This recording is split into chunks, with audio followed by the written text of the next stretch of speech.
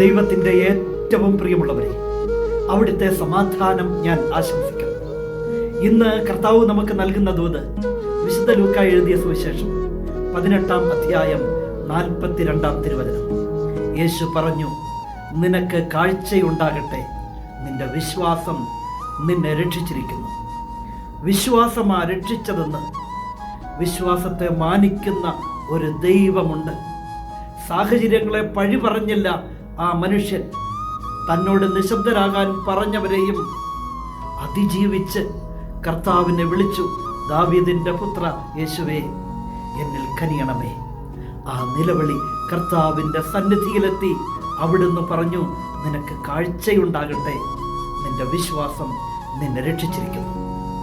ഇന്ന് ഈ ദൂത് കേൾക്കുന്ന എൻ്റെ പ്രിയമുള്ളവരെ, സാഹചര്യങ്ങളെ പഴി പറഞ്ഞ് സാധ്യതകളെ അടച്ചു കളയരുത്.